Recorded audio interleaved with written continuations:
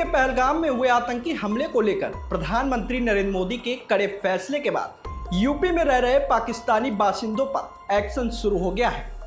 बरेली से 1 और बुलंदशहर से 5 पाकिस्तानियों को उनके देश डिपोर्ट कर दिया गया। वहीं ग्रेटर नोएडा में रह रही सीमा हैदर भी पाकिस्तान भेजी जा सकती हैं। दरअसल पहलगाम में हुए आतंकी हमले के बाद यूपी में हाई अलर्ट है। यूपी पुलिस की लोकल इंटेलिजेंस विंग LIU ने सभी 75 जिलों से इनपुट मांगे हैं। किस जिले में पाकिस्तानी हैं, कितने दिन से रह रहे हैं, क्या उनके पास वीजा है तो किस कैटेगरी का है। वहीं बरेली जिले में एक पाकिस्तानी महिला शहनाज बेगम 24 मार्च को अपनी बीमार मां को देखने पाकिस्तान से अमृतसर आई थी। वहां से वह बरेली आने के लिए पंजाब मेल में सवार हुई, लेकिन नींद लगने की वजह से उनका पर्स चोरी हो गया, जिसमें उनका वीजा, पासपोर्ट और अन्य सभी दस्तावेज थे। वीजा पासपोर्ट न होने की वजह से उन्हें बाघा बॉर्डर से पाकिस्तान भेजा जाएगा। बता दें कि शहनाज भारत में 45 दिन के वीजा पर आई थी, जो 6 मई 2025 तक वैध है, लेकिन केंद्र सरकार के सख्त रुख के बाद उन्हें समय से पहले ही भारत छोड़ना पड़ेगा। बरेली पुलिस ने बुधवार देर रात शहनाज को नोटिस जारी किया था। नोटिस में कहा गया कि शहनाज को 48 घंटे में देश छोड़ना होगा। उन्हें बाघा बॉर्डर के माध्यम से पाकिस्तान वापस भेजा जाएगा। इसके लिए सुरक्षा एजेंसियों को अलर्ट कर दिया गया है। वहीं गुरुवार दोपहर करीब 1 बजे शहनाज को पुलिस कस्टडी में कार से दिल्ली भेजा गया। साथ में उनका भाई तालिब भी गया है। अब वहां से उन्हें पाकिस्तान भेजा जाएगा। बता दें कि 42 साल पहले 1982 में शहनाज बेगम की पाकिस्तान में शादी हुई थी। शादी के बाद वह वहीं जाकर बस गए। वह वहां कराची में दिल्ली मेंशन नॉर्थ रोड इलाके में रहती हैं। हालांकि बीच बीच में वह अपने मायके बरेली के बारादरी इलाके में आती रहती थी। वहीं बुलंदशहर से 5 पाकिस्तानी महिलाओं को वापस भेजा गया है। ये सभी 30 और 40 दिन के विजिटर वीजा पर अपने रिश्तेदारों से मिलने आई थी। वीजा रद्द किए जाने की सूचना मिलते ही वे सभी बुलंदशहर LIU दफ्तर पहुंचे और अटारी बॉर्डर की ओर रवाना हो गए। खानो अप्रैल में बुलंदशहर आई थी। उनका नरसेना के चंदियाना गांव में मायका है। LIU ऑफिस में खानो फूट कर रोने लगे। वहां मौजूद एक शख्स ने उन्हें दिलासा दिया और कहा कि आप परेशान मत होइए, जब माहौल ठीक होगा तो वापस आ जाइएगा।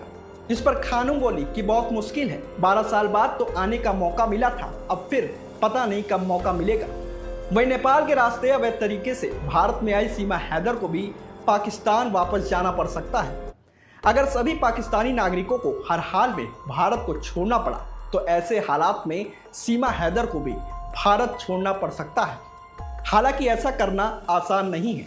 दरअसल राज्य सरकार पर निर्भर करता है कि वह सीमा हैदर को भारत में रहने की इजाजत देता है या नहीं। दरअसल सीमा हैदर ने भारतीय नागरिक सचिन मीणा से शादी की है। सचिन मीणा से उसका एक बच्चा भी है। ऐसे में यूपी सरकार की प्रतिकूल रिपोर्ट आने पर ही सीमा हैदर पर कार्रवाई होगी। विगत दिवस बहुत ही दुखद आतंकवादी घटना पहलगाम श्रीनगर में पाकिस्तान के द्वारा साजिश और षड्यंत्र के तहत हमारे निर्दोष निहत्थे जो सैलानी टूरिस्ट गए हुए थे, घूमने गए हुए थे, हनीमून मनाने गए हुए थे, कश्मीर की अर्थव्यवस्था को मजबूत करने गए थे और वहां पर दुखद घटना हुई, जिस संबंध में सीमा अपनी बेटी और खुद बीमार होने की वजह से अस्पताल में होने के बावजूद बहुत दुखी हुई, बहुत परेशान हुई, क्योंकि सीमा पाकिस्तान से सनातन धर्म ग्रहण करके नेपाल पहुंची थी। नेपाल में सचिन मीणा के साथ विवाह करके भारत आई। भारत में भी शादी हुई और शादी के बाद पिछले माह उसने भारत में एक बेटी को जन्म दिया है। और भारत सरकार ने इस संबंध में जो निर्णय लिया है, सार्क वीजा टूर के संबंध में, जो बहुत अच्छा निर्णय है, आतंकवाद खिलाफ निर्णय है, लेकिन सीमा के मामले में सीमा के सारे डॉक्यूमेंट्स माननीय गृह मंत्रालय, भारत सरकार और ATS के पास जमा है। माननीय महामहिम राष्ट्रपति जी का याचिका लंबित है। सारे आदेश जो सीमा माननीय अदालत ने दिए थे जमानत के दौरान, उत्तर प्रदेश की माननीय अदालत के द्वारा जो आदेश सीमा को जमानत के समय दिए गए, उनका पूरी तरह से पालन कर रही है। उसी आदेश के अनुसार अपनी ससुराल में रबुपुरा में रह रही है, कानून में विश्वास रख रही है।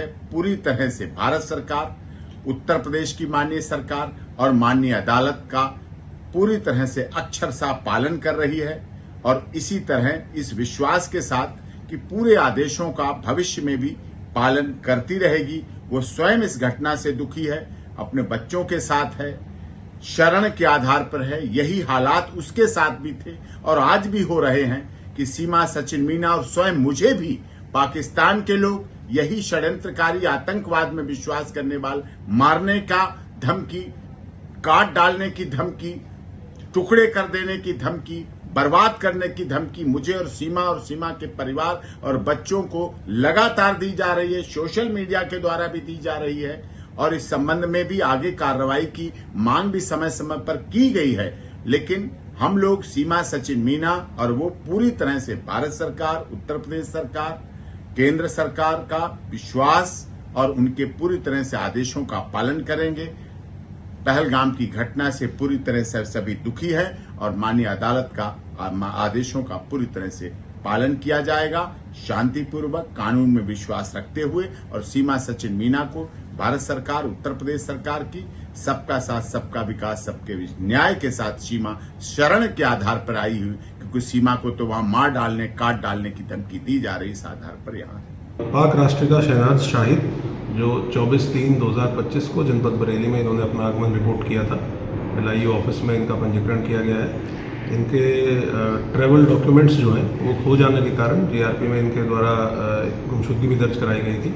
तो इनके वन टाइम ट्रैवल डॉक्यूमेंट्स के लिए LIU के द्वारा, स्थानीय पुलिस के द्वारा संबंधित एजेंसीज और ऑफिस से पत्राचार किया गया है। शीघ्र ही जो भी वहाँ से दिशा निर्देश प्राप्त होंगे और जो भी डायरेक्शंस प्राप्त होंगे उनके अनुपालन में पुलिस के द्वारा कार्रवाई सुनिश्चित की जाएगी। जो अभी भारत सरकार की तरफ से जो भी निर्देश प्राप्त हुए हैं और प्राप्त होंगे उनके संबंध में भी इनको लिखित में अवगत करा दिया जाएगा और जो भी डायरेक्शंस होंगे गवर्नमेंट के और ऑफिस के उनका कंप्लायंस कराया जाएगा। सर, टोटल बरेली में कितने पाकिस्तानी यहाँ पे रह रहे हैं लॉन्ग टर्म वीज़ा में से?